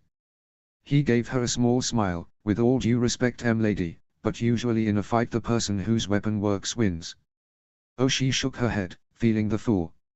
"You're heading north?" He nodded. "I was among the soldiers your brother supplied, but I trained as a blacksmith." "I see," she nodded, then looked again at the weapons. She looked behind him and saw a large warhammer. By someone who knew what he was doing, the looks of it. "Are you as good with that hammer as you are with this one?" He chuckled, a low, hearty chuckle that reminded her of someone or something she couldn't place. "Better, lady," he told her. He was no wilting flower, she'd give him that. She hoped that spirit would keep on his journey. "My husband would like you," she told him, unsure of how she was so confident in that. "I'll tell him to look out for you, and perhaps you could do the same for him." He shook his head. "I'm only a foot soldier, lady, of no consequence to kings." "I doubt that very much, Gendry," she told him, but did not want to distract him further. "Take care of yourself, and there will always be a place in our forge and at our table for you when you return." Lady," he bowed. There was something in the black of his hair and the baritone of his voice that she couldn't place, but as it was she was more loath to leave him than she'd ever been a blacksmith. There was no explaining it though, so she nodded at him and continued back into the courtyard. It was full of activity and northern and southern soldiers alike bowed their heads to her as she walked through them. She acknowledged as many as she could before walking again through the doors of the castle and heading back towards the great hall. The lords were gathered there and she walked through them to stand at the king's side. "Are you ready?" he asked her. She wanted to tell him that she wasn't and that she never would be, but being his queen meant more than being his wife and the mother of his heirs. "Yes, your grace," she said with a small curtsy. "My lords," he announced, and all stood at attention. "With the help of the gods we will all return safely to our homes within a fortnight. In my absence, though, I have asked my wife, our queen, to serve as regent, and she has graciously accepted. Her word is to be considered my own, and I expect you will grant her the same respect you've always shown me. I give you the Queen in the North." A chorus of "the Queen in the North" filled the halls, and she felt her chest swell with pride and respect for them. When they quieted, she addressed them, "My lords, I shall have need of your support and your wise counsel in the king's absence. I know that together we can defeat whatever foe seeks to harm us, and that with your help our king will return to a North united. Winter is coming, my lords. And I promise you we shall be prepared for it." Rob took her hand in his and raised it to his lips, and then knelt before her for her blessing. She gave it to him, hoping in that moment that it was more than words. Too soon then the preparations were complete, and the men flooded into the courtyard to take their leave. Rob kissed her briefly, too briefly, and with a stroke to her stomach he was gone. He was the first on his horse, a great warrior king, and he towered above every other man. The men were quick to follow him, and she saw in them what must have dragged them out of their homes and through the riverlands for all those months. They believed in him. How could they not? There would be much to do. A Thanksgiving dinner, a welcome home for Sansa, was scheduled for that night, but she would let her brothers greet her, not sure of how the northern princess would take to being welcomed into her home by a Lannister. That evening she would be the regent, but for now she had need of some solitude, and some rest. She saw Uncle Brynden to his rooms and then retired to her own. There was a fire burning already. She suspected that Rob had urged the servants never to let it be extinguished. She went to sit in her chair but found a note on it. She picked it up and took a seat, unraveling the parchment gently. "Myrcella. You know me well enough to know that I am not one for heartfelt declarations. I will save those to your southern knights, so from your northern barbarian I will only fulfill a promise I made to you many months ago. This gift is, I believe, to your specifications, and I hope will grant you comfort and even some amusement in my absence. I am leaving you my kingdom, Myrcella, but something else, just as wild, as well, my heart. Take good care of it and yourself, and know that I will be thinking of you each day we are parted. Ever your servant, Rob. P.S. Don't let Shaggydope get too close to them." Her eyes had filled with tears but her brow furrowed on the last. She looked around the room for what he was talking about, and then she looked at her bed. There was a small basket on it, and she rushed over and pulled up the covering. Inside were 2 grey-striped kittens, just as she'd teased on that fateful night when everything had changed between them. They mewed when they saw her and tried to climb out of the basket. She reached gentle hands in and pulled them out, getting onto the bed. One was tired and curled up right in her hand. The other made to attack with little paws. She undid one of the ties at her wrist and dangled it toward the playful one. He clawed at it before falling backwards. He got up quickly and shook its head before going to attack again. Before she knew it she was giggling like a child, and when it had tired itself out he curled against her like his sleeping sibling. She knew some promises were easier to keep than others, but it felt to her at least, like Rob was telling her he'd always keep his promises to her. And that he would return to her to prove it. Asterisk asterisk asterisk. As he traveled north, Rob hoped Myrcella had found the note, and the kittens, and above all else, that she had faith he would return to her side. Chapter 16, Players on the Board. Summary. Oh hi, it's been so long. Please be gentle with me on this one, I'm pretty rusty when it comes to this story and particularly with the second half of this chapter. Even still I hope you enjoy. Chapter text. Is it not strange, she wondered, that we haven't had word? Uncle Brynden shrugged, what is he going to say? She nodded at that, though she had expected to receive word once Rob had reached Castle Black. He hadn't told her he'd send it, but she'd still hoped, even though she knew he had far greater things on his mind than telling her of his safe arrival. And besides, what good would it do me to read that he is safe when it could be a lie by the time I receive it? The men had been gone 2 weeks already, and since then not a word. The whole castle felt it. One of the servants told her that it felt the way it did before, in the days when Lord Stark died and then again after the loss of his wife. She'd reminded the girl that no one had died and it was up to all of them to keep their spirits high for when the men returned. The girl had curtsied to her and Myrcella had dismissed her with a grim smile and then she'd fled to the Godswood to pray. "Stop that," Uncle Brynden chided. Myrcella looked up.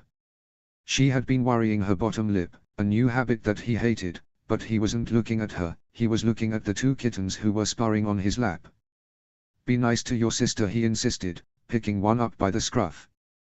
The cat extended her paws but her claws were retracted and her sister stood up and yanked at her tail. "Now don't you start, Missy." Myrcella couldn't help but smile. Rob's gift had brought all the things he wished, not just to her but to his younger brothers and most surprisingly to his Uncle Brynden. "Take this, won't you?" he asked her now as he offered her one of the kittens. She took it and let the kitten settle in her lap, quiet as a mouse. "I think we—" "Oh, I'm sorry," an elegant voice said from the newly opened doorway. "I had been told the council meeting had ended." "It has," Myrcella informed her good sister, Sansa. "We were just discussing a few things." Sansa nodded, looking the picture of grace, and Myrcella felt very childish sitting there with a kitten in her lap while her husband was at war and Sansa Stark stood before her. She stood up and Sansa curtsied automatically. "I'll leave you too." While Sansa had not spent nearly as much time with Uncle Brynden as Robb had during the wars, he had been a part of the retinue that had escorted her into safety when she'd finally been released from Joffrey's clutches. It was clear as they'd greeted one another how much love there was between them, and Uncle Brynden had told her how much Sansa reminded him of her mother, his favorite niece, the woman he'd avenged and whose loss he felt every day. "Actually, Your Grace," Sansa said, "if you are not otherwise detained, I wondered if I might speak with you." Of course, Myrcella nodded and then looked around the room. It was where the council met, where battle lines were drawn. She sorely hoped she was not in for that sort of conversation, so she suggested, "Perhaps we could sit in the library." Sansa nodded in agreement, though she would have done even if she didn't agree. Ever since her good sister arrived, she had understood why she was so frustrating to Robb in the beginning. It was infuriating to speak to someone with such faultless courtesy all the while knowing they abhorred you. Sansa had fallen into her great-uncle's arms, and had taken immediately to fussing over Bran and Rickon, how tall they were and telling them to eat more, wondering if Rickon was working on his studies and telling Bran how proud she was of him. Her newborn son, named Eddard for his grandfather, had been the darling of the castle. The first prince of his generation. Proof that the Starks would always endure. Myrcella smoothed her gown as an excuse to touch her still flat stomach, wondering what was growing inside of her. She knew what Robb had said, that it didn't matter. That if it was a princess she would be the darling of the North, just as Sansa had been for so many years. But Sansa had had an older brother. "Shall we?" Myrcella smiled, accepting the other kitten from Uncle Brynden. He patted her hand and she nodded at him, and then she exited the room knowing that Sansa would not dare to lead the way even though they were in her home. "And are you always this perfect?" Robb had asked her once. She had replied with such cheek, delighting in getting the better of him. The way she had forced this great warrior king into a nearly petulant silence. Having met Sansa, she wondered now at his frustration at all, imagining he must have been used to it. It was only a short walk to the library, and as she and Bran and others were in and out of it all day, the fire was lit already. She took a seat in one of the armchairs by the fire and gestured for Sansa to do the same. Once seated, she released her grip on the kittens and they resumed their tussle, sliding off her lap and down her skirt, crashing into the walls. "Hopefully our men have their spirit, Your Grace," Sansa said. Myrcella glanced at her and Sansa gave her a small smile and she couldn't help but laugh. "Yes, we would be very well looked after indeed." She was unsure of where to start, but looking around the room, and thinking of all the Starks who had sat there, she felt perhaps that directness would be the way to go. "You wanted to speak with me?" "I did, Your Grace," Sansa agreed, "to apologize." "To what?" Myrcella asked ungracefully. "I wanted to apologize," Sansa told her. "For how I've behaved since I've arrived." Myrcella shook her head. "You've been the picture of courtesy." "I've been cold," Sansa corrected her. "Come now, you of all people know how often the two are conflated." A pink appeared on her cheeks. "Your Grace, I'm so sorry I said that." Myrcella waved her off. "Don't be." It's a talent of mine, you're right. As it is of yours. You're who I learned it from, actually. Really? Sansa asked warily. Myrcella nodded. I remember you, before I went to Dorne. Wearing your courtesy the way a soldier might armor. Had I a sword of my own I might have done differently, Sansa admitted. Then shrugged, but we fight with the weapons we have. Sansa looked at her then, clear blue eyes appraising her, and said, I remember you too. Myrcella opened her mouth to apologize, but Sansa went on, you never laughed. It wasn't funny, Myrcella pointed out. That didn't stop most people, Sansa reminded her. But it stopped you. And you were only a child. As were you, Myrcella noted. Sansa shook her head, I stopped being a child the day your brother executed my father. You must hate me, Myrcella suggested. I don't, actually, Sansa sighed, Joffrey, I hated. Your mother I hate. You I only ever envied. Why? Myrcella couldn't help but ask. Because your mother loved you, Sansa explained, as she hated me. Because Joffrey never daunted you, even though he terrified me. Because you sailed away for Dorne and I stayed. You were Myrcella Baratheon, the princess of the Iron Throne. You were envied by every girl in the Seven Kingdoms and beyond, but by none more than me. Dorne was safer than King's Landing, Myrcella agreed. For a time anyway, Sansa said. She smiled sadly then, I even envied you that. Myrcella looked at her, wondering what she meant. I was with Joffrey when Varys came to tell him the news. Of how Tristan died fighting for you. It was the most romantic thing that had ever happened in our lifetime. A prince dying to defend his princess. I suppose I was still a child after all. Do you miss him? No one had ever asked her that. She had been sent to Dorne for political reasons. No one who took part in the planning of her marriage had any care for whether she and Tristan could tolerate one another. What had blossomed between them was both a childish flirtation and a deep friendship. A kinship, an understanding, and an acceptance to be bound to one another for a lifetime. I do, Myrcella aloud, before remembering that she was speaking to the sister of her husband, their king. I don't wish that I had married him, but I wish that he had lived. He taught me to sail, and how to love being on horseback. And Sivas. And happiness, for a time. Sansa smiled, my husband plays very well. Myrcella smiled back, as did my betrothed. You look a lot like her, Sansa told her, and Myrcella did not need clarification on who she meant. I remember when you all came here for the first time. I had never seen anyone quite so beautiful as she. I still mistook beauty as a sign of goodness then. I haven't felt that way for quite some time. And so when I saw you and you looked just like her. I understand, Myrcella promised. I won't defend my mother, her actions were indefensible.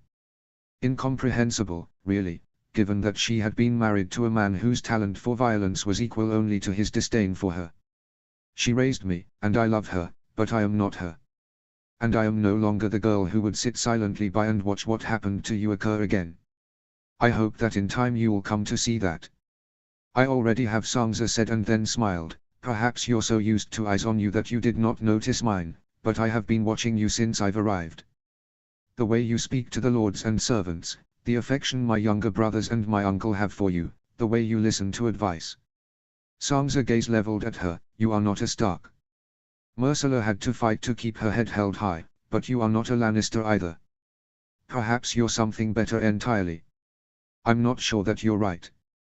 But thank you, Myrcella said, for taking the time to look. Not everyone would. Well, Sansa gave her a small smile, I am not everyone. Myrcella laughed lightly.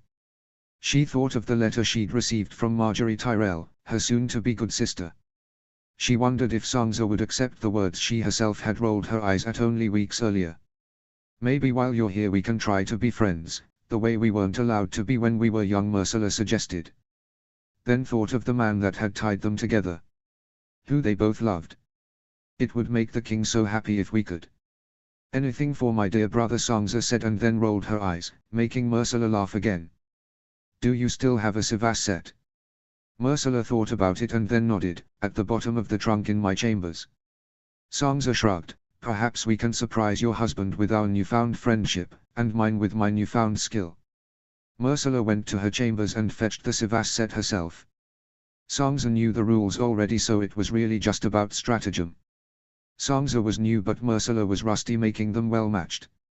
When she bid goodnight to her new friend and climbed into her bed, Myrcella thought again of Robb. She wished he was there beside her, keeping her warm, where she knew that he was safe. Even still, when she woke up the next morning, it was the first time that Winterfell actually felt like home. Asterisk asterisk asterisk. He wanted to be at home in Winterfell. It was harder, this time. Leaving again after only having been home for such a little while. Leaving his brothers yet again. Sansa, who he hadn't even gotten to kiss hello. Myrcella. She'd promised to think of him every day that he was gone. He had thought of her every hour. He had planned to send a raven when they arrived at Castle Black. She'd told him that if he had time he had to go to the top of the wall and look out at the wild north for the both of them. She told him that her uncle Tyrion has said it was like looking over the edge of the world. Her eyes were shining at the thought. He was going to send a raven and tell her what he saw. Promise her that he'd bring her back one day, during summer, when they could tour their kingdom. He was going to tell her that he knew she was serving the realm faithfully in his absence, and that his new lined small shirts had kept him warm on his journey north. He was going to tell her that he was going to keep their people safe, but her most of all. He was going to tell her that he'd be with her soon, that he'd bring her dagger back and do his best never to leave her so long again. He was going to send a raven, even though she hadn't asked, as soon as he arrived at Castle Black. The trouble was, he never arrived. They'd been traveling over a week when a messenger, half frozen, the other half starved, met the front of his ranks. Wearing the black cloak of the Night's Watch, he'd told them that under Commander Snow's orders he was to inform them that they couldn't go to Castle Black. That they had to stay put and wait for him here. Jon and his men were only a day behind the messenger, and his joy at seeing his brother was lost amongst the news he had brought with him. That the wall had been breached, and anything that lay between it and the spot they stood had been lost to the White Walkers. By Jon's calculation they had a day and a half to prepare. At sundown on the second day, the horses bucked their riders. They got the men into formation. He and Jon stood at the front. Robb had contented himself that if he was to die, at least it would be at the side of his brother. They hadn't expected the White Walkers to be so well organized. They never expected that they'd attached from the sides, from behind. It was chaos. Pitch black and on the sounds of death. They knew fire killed them, but their flamethrowers could do very little to an army that did not approach in ranks. Dragon glass weapons broke them in pieces, but on the others fought. With me, he and Jon both yelled to the men assembled around them. Together they ran from the carnage. Robb had never run from a battle, but he had never fought an enemy quite like this. They trudged through the snow because Jon had seen their commanders. The being he called the Night King. They began to climb, and as they rose they saw more and more. No sooner had one fallen than another appeared in its place. They didn't tire, they didn't stop. His men were fighting death itself and they were losing. Robb climbed on. The commanders had a lookout and Jon plunged Longclaw deep into its stomach, shattering it instantly. Robb turned just in time to see a whole group of others, far from the fighting, disintegrate at the same moment. Jon, he grabbed him, look. Jon tore his gaze from the Night King and squinted as he followed his line of vision. What, Jon asked, for if he could see at all they were nothing but piles of dust. If we kill Robb started, but then immediately ducked as a sword attempted to sever his neck. They were stronger, that was clear, but when he began to fight they were just another enemy. When he began to fight they were just another thing that wanted to kill the people he loved. Robb swung this way and that. There was no grace here, the White Walker had none of the flourish of a southern knight. That was just as well. Robb brought his sword down like a warhammer, knocking it to the ground. He raised the sword again and plunged it into its body, but it backhanded him. Robb fell to the ground and watched it stand and remove the sword from its body. It raised its own sword, and as Robb saw death coming for him he was only mildly surprised that it was Myrcella's visage that appeared in his mind. Death didn't come though. The White Walker fell sideways to the ground, having been bashed in the side of the head with a giant warhammer.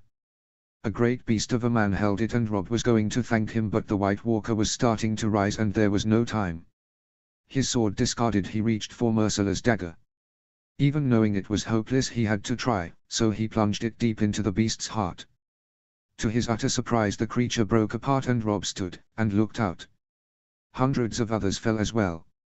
He caught his breath for a moment and turned to the man who'd saved him. "Thank you, he said. "Gendry, your grace," the man said. Then smiled a bit. "I did it for the Queen." Rob couldn't help but ask, "Queen Ella?" Gendry nodded. "She asked me to look out for you. Told me you'd look out for me in return." Rob chuckled in spite of himself and knelt down to grab the dagger. She was right. But then he saw another White Walker approaching Gendry from behind. He tossed him the blade, and Gendry, though surprised, caught it. "Behind you."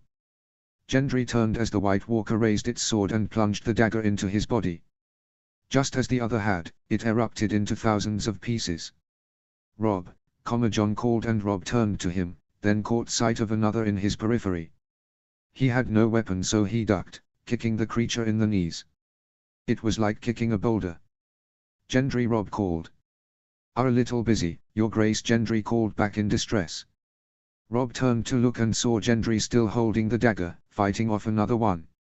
Rob couldn't see his sword in the snow, but he saw Gendry's warhammer and slid over to it. He picked it up and swung it around, knocking the White Walker off of its feet. It went to rise and he smashed it. It went to rise again and he smashed it once again. "Rob," he heard from behind him. He turned as John tossed Longclaw to him, and without hesitation, somehow knowing the sword would deal the killing blow, he raised it up and brought it down to sever the creature's head. He went to toss it back to John but found him already occupied. The Night King had joined the fray and he'd had only one mark. John. Even in the pitch black Rob could see that John was bloody. He looked so small, up against an ancient evil. "Gendry, Rob called. "Your grace," Gendry called back. "With me now," Rob ordered as a commander and a king, though he was neither to the southern soldier. It mattered not. Gendry saw his intention and showed no hesitation. They ran towards John and the Night King, weapons of Valyrian steel raised. The Night King saw Gendry approach and released John to aim his spear at Gendry. Gendry slid down to duck, releasing the dagger in the process. Rob raised Longclaw and the Night King, faster than he, pivoted and focused his intention on him. Rob had the sword nearly at his throat when the monster grabbed hold of it, something oddly like a smile on his face. It was Rob who laughed though, because John had caught the knife as Gendry intended and at that very moment pierced the Night King's heart. The Night King turned and looked at John for a single moment before shattering just as those who fell before him had. Differently though, it was not just the others that fell, but the remaining White Walkers. Soon it was only John, Gendry and a few of the other surviving men up on the ledge. Rob helped Gendry up and then ran to the overlook. His men stood dumbfounded as the others fell by the thousands. "Is it over?" Gendry asked. Rob looked at John, whose bloody face shared the same look of confusion. He met his gaze though and nodded. "Yeah," John said, "it's over." Gendry looked around and then threw his head back and laughed, shouting a deep guttural war cry from the bottom of his belly, "Hoo-oo-oo-oo-oo-oo." It reverberated in the night sky and then the very trees shook as the surviving men took it up. Hoo-oo-oo-oo-oo-oo-oo-oo-oo-oo. He and John looked at one another and then fell into each other's arms. It had been a long while since they'd been best friends, rivals, but the years apart, their new titles, couldn't obscure what they were to one another most, brothers. "Did I tell you yet that it's good to see you, Stark?" John asked in his ear. Rob clapped his back. "You too, Snow." They broke apart and each shook Gendry's hand and then went to assess who else was alive. As they traveled back down, their men in tow, Rob turned to John. "Come home," he said, "the White Walkers are gone, the wildlings fought with you. What is there left to guard?" John shook his head. "The realms of men will always need protection." "Then don't say it is forever. Come home and rebuild. Train. Winter is coming, John. You and your men will do better within the walls of Winterfell." John truly looked like he wanted to, but even as he did, Rob would know what his answer would be. It was the same he'd give when one of his advisors would try to convince him to go home and regroup, replenish his men and his stores. He knew he couldn't. Because he knew he'd never leave again if he did. "Many of these men are going back with you," Rob said, so that John didn't have to deny him. Take care of them, and yourself too. Jon nodded and shook his head, looking at the sky. You too, he said. Bran, Rickon, Sansa, Arya, wherever she is. The north. Take care of them, for father. For me. Robb nodded and Jon looked around. I need to go check on my men. Robb looked around as well. I need to find a raven. Jon smirked. So they are true then, the stories. About the warrior King Robb Stark and his good Queen Ella. I suppose they are. Robb agreed, then smirked as well. And what about you? I heard you fell in love with a wilderling. Jon's smile died and he shook his head. I made a lot of mistakes. Falling in love wasn't one of them. Was it for you? No, Robb said, resisting. It was, though. Jon nodded and smiled at him grimly. They embraced again, and though he didn't know the next time he'd see his brother, he was confident that they would meet again. And that and the defeat of their enemy was enough to allow him to turn away with joy in his heart. After checking on his men, he found the soldier with the ravens. He took the parchment the man offered and wrote a note to Myrcella as the sun began to rise. It didn't say very much.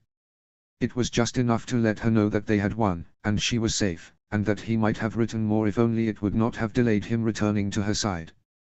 Chapter 17, The Messenger. Summary. Oh hi, it's me, once again coming to you and apologizing for how long it has taken me to update. All inspiration to do so came from Kerjak updating the Golden Stag, which is a far better story than this one. Chapter text. The men had been gone so long that Myrcella had fixed every one of the king's shirts twice. Her designs had gotten more elaborate with each one, but she held them so long they no longer smelled like him, and she wanted the one he wore on his body now, and him to return along with it. She knew at least that he was alive, or that he had been a few days prior. But with the White Walkers dead and the wildlings in at least a temporary truce, if he didn't fall off his horse or get attacked by vagabonds, which hopefully Grey Wind and his men would ensure, then there was no reason he wouldn't return to her. Soon, she promised, her hand holding her stomach. She felt a pair of blue eyes on her that promptly looked away as soon as she turned her head. Too slow, she tutted. Sansa laughed. I'm sorry, Your Grace. No amount of pleading had convinced her good sister to call her Myrcella, even when they were alone. In spite of that dedication to courtesy, or perhaps because of it, how they shared it, she and Sansa had grown close as they waited for their husbands to return. A gentle amount of pleading had convinced Sansa to attend council meetings and to hear grievances, and she sat at her side and whispered helpful pieces of information. Where a certain farm was located, or the history of dispute between two families.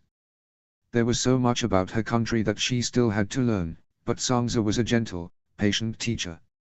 And a mother herself. It's not as though you didn't know, Myrcella pointed out. No, Your Grace, Sansa smiled, it's not as th. She stopped speaking as they heard a commotion at the gates. They both stood up, dropping their needlework on the chairs. Riders at the gates, Your Grace, a guard informed her, running into the room. Friend or foe, she asked, though her heart already knew. Friend, he exulted. Thanks be to the gods. She and Sansa looked at one another, and then she took her good sister's hand and pulled her out of the room. They hurried down the hall, and she for one blamed their station that they could not run. Minna was, though, rushing down the hall holding cloaks which she fastened around hers and then Sansa's necks. They were the first apart from the guards to make it to the courtyard, and she stopped just in time to see Robb, glorious and commanding on his horse, dismount before it had even come to a stop.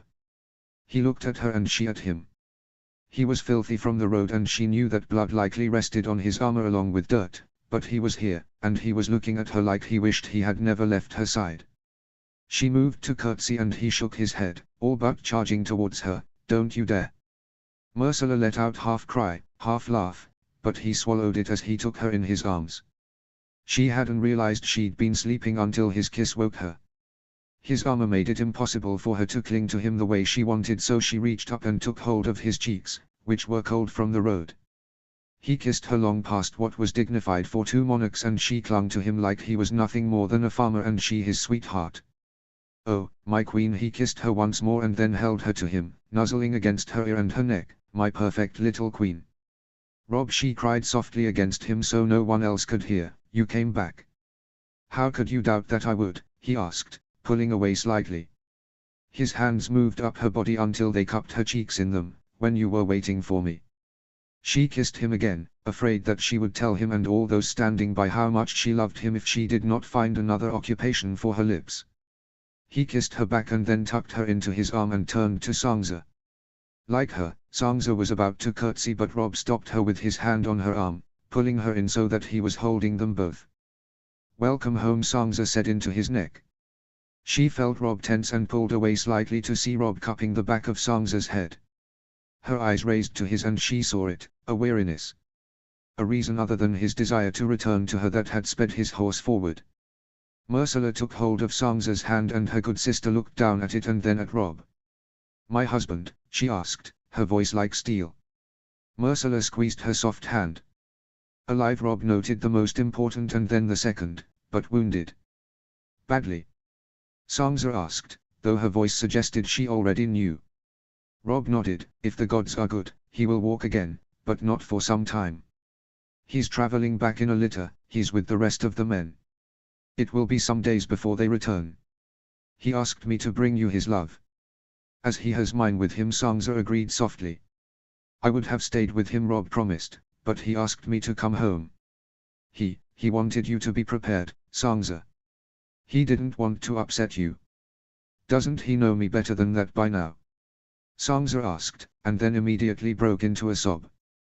"Yes," she agreed gently, squeezing her hand, "I dare say he knows you very well. And loves you. So, you are very blessed." Sangza nodded, squeezing her hand back. "We must give thanks for his life," and then looked up at Rob, "and your victory, and return. You'll stay here," Rob promised, "both of you and the baby and whomever else you wish. You'll stay while he recovers, he'll have every comfort we can provide." "As will you." Sangza nodded again, "Yes, your grace." "Sangza," Rob chided. "Please let me have my courtesies," she begged, and then glanced at her briefly before looking back up at him. "They are the only armor I have." "Of course, Lady Sangza," Myrcella agreed.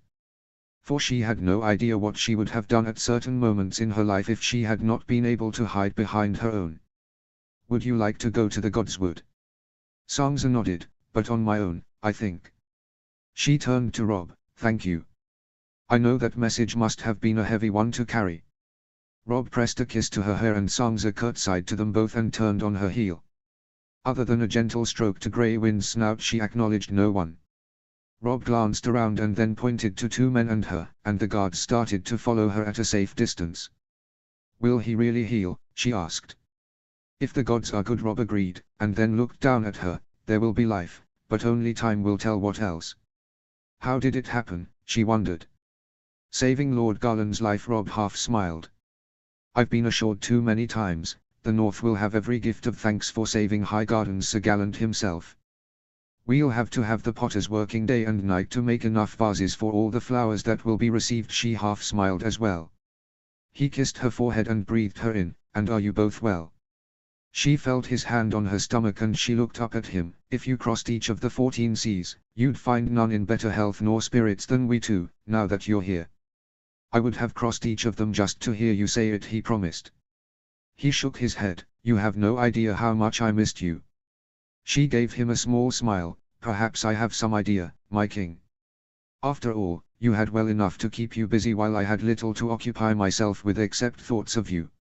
He blushed, making himself look more the boy and less the soldier than he had for some time. "I left you in charge of my kingdom." "Your very well run kingdom," she noted. He chuckled. "All right, the next time I take my leave of you I will be sure to incite some squabbles before I do so that you have something to distract you." "The next time you leave me?" she asked softly. He smiled at her, taking her face in his hands once again. "In 50 years or so." She closed her eyes as she sighed in relief and he took her lips once again in his. It was good that he'd only returned with a handful of men, for they were making a spectacle of themselves. The group he'd returned with were a loyal lot though, and they did not tarry. Instead they set about getting the horses and Grey Wind water and food and in search of further occupations. "Before I forget," he said, releasing her and then knelt before her. He pulled out the dagger she'd given him and held it up to her. "This dagger saved my life, and yours, and every living soul in this kingdom and any other." She looked at it in his hand and her fingers were shaking as she took it back. "You used it?" she asked stupidly. Not me. Rob shook his head. John plunged it into the devil's heart. She could hear the pride and awe in his voice at the mention of his brother. One day, when he had eaten and rested and she could believe that they were well and truly out of danger, she would ask him to tell her the whole story. For now, though, she wanted to make sure of only one thing. "And you really are unharmed?" she asked. He took her hand in his and pressed a kiss to the back of it. "Entirely unharmed." She smiled and his hold on her hand tightened. "I mean it, Ella. I don't know what inspired you to give this to me, but had you not, I can't be sure that I can't be sure of anything." "Love," she answered. "Love?" he asked. She stroked his cheek. "That's what inspired me to give it to you. My love for you." He turned his face so that he could kiss her palm. "Your love for me." "Yes," she admitted freely, her joy at seeing him tempering any fear of his reaction. "My stubborn, overwhelming, unavoidable, consuming love for you." "Do you remember," he asked, "before I left, there was something I wanted to tell you." "I told you to wait," she noted, "but I have regretted it every moment since." "It was only that," he said, looking up her, "it was only that I love you.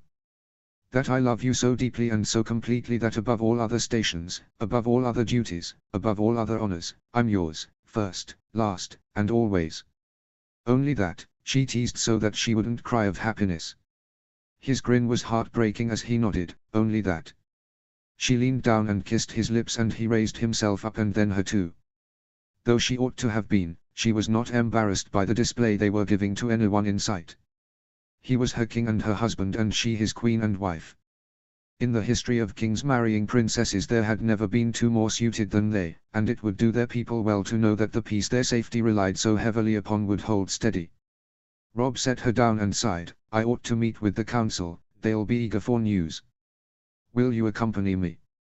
She shook her head. "I'm going to prepare a bath for after you meet with the council. I assure you that you will want one." "We do have servants for that," he reminded her. "Let them prepare my bath." She shook her head. "No, my king, for I want to be waiting in it for you." His eyes, which had been shining a moment before, turned black. "At dinner, you'll know which lord asked too many questions and delayed me, for his seat will be empty, and he will be dead." Chapter 18, Legends. Summary. Well, I had not expected to end this story here, but as I went to write this chapter I realized that this was the natural end. I hope that you all have enjoyed reading this even a fraction as much as I've enjoyed writing it. Thank you all for your support. I hope this feels like a satisfying end. Chapter text. Winterfell was home again in a way it hadn't been when he'd first returned. Then he already knew that he would be soon leaving, off to face a foe he could neither understand nor even truly believe to exist. Everything had been rushed, the reunions, the preparations. Now though, he settled in amongst his family and his people, safe in the knowledge that he should not have cause to leave them for some years yet. The Northern-Southern alliance was stronger than ever thanks to the most recent battle. Nearly a dozen marriage agreements had been submitted for his approval between great families of the North and South. A Silverhill and a Hornwood. A Karstark and a Mulador. A generation of heirs and heiresses, second sons and daughters newly of marriageable age, all of them being offered as he was, as Ella was to heal the wounds of the past. He hoped for all of them the same happiness he'd found in his arranged marriage, and a good deal more sense when entering it. "Stop that," Ella chided. Rob turned to look and smirked sympathetically at Grey Wind.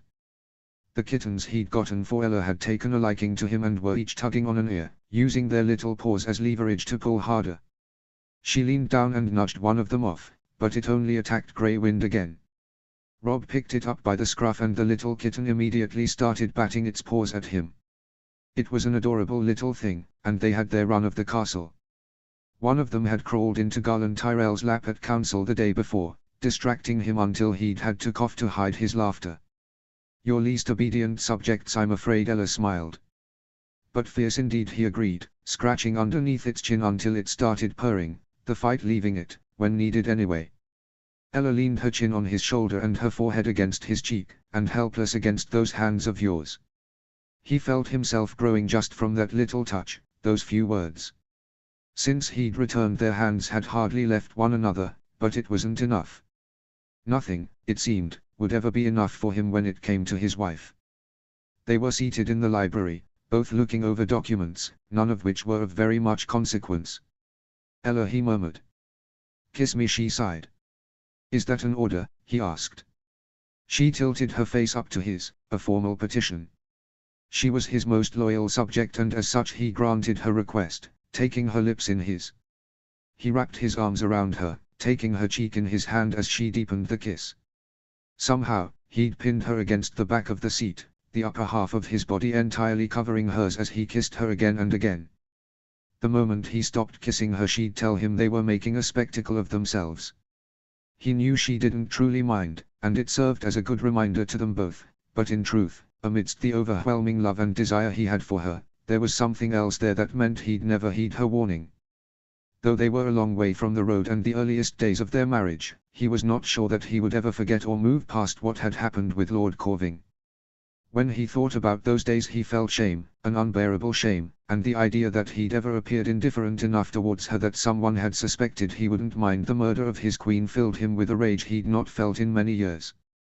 He knew that even without his public displays of his affection, which were always more to do with a swell of emotion than any hint of calculation, there would be no man, woman, or child who could come to that conclusion now.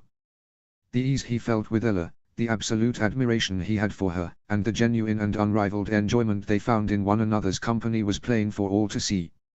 And yet, when he remembered that her harp had not been taken out since that night, he could not help but hold her just that little bit longer, kiss her just that little bit more, to ensure her that she was safe, and to ensure everyone else that there was no limit on what he would do to keep her so.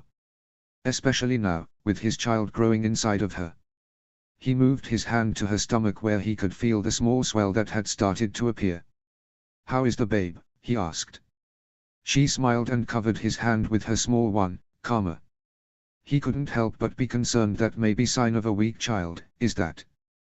"We are both perfectly well," she promised, and then blushed. "I was only trying to say that the mother's illness I'd been feeling has subsided." "Oh," he nodded with a small smile. His time on battlefields had forced a pragmatic nature about the body. After seeing a soldier's entrails he had never understood how some of his lords could not even look at one another if a woman's moon blood or a birth was mentioned. Blessedly, though, his wife had not been forced to adopt such practicalities, and though she was fiercer than any of his lords, he could not help but want to protect that part of her too. Her blush deepened and he stroked it with his finger. "I'm glad for it." They heard a growl and a thud and then an exasperated sigh and looked toward the floor. Grey Wind was now lying on his side with one kitten lying on his neck and the other tucking itself under his leg. "What have they done to you?" he admonished his wolf, who let out a contented groan. He shook his head. "They've tamed him and then at her, as you've tamed me." She grinned but tilted her head to the side, her eyes wandering over his face. "Would we call you tame?" He chuckled. "Perhaps not, but I am your loyal beast." "That's all I want," she told him. "Lord Aris told me once that I could tame any beast, and at the time I was discouraged as you were far from tame them, but I've realized now that I don't want you to be. You're so fearsome and strong, the way your men respect you they'd follow you to the ends of the earth. I want you to be my great, big, powerful king, and to love me anyway." He leaned in to kiss her again, because he would be that king, when they sat with council that evening and as they ate with their people that night. But for now, while it was just the two of them, he knew that she loved him as he was now, too.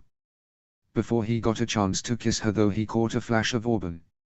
Standing in the doorway to the library, a small smile on her face, was his sister Sansa.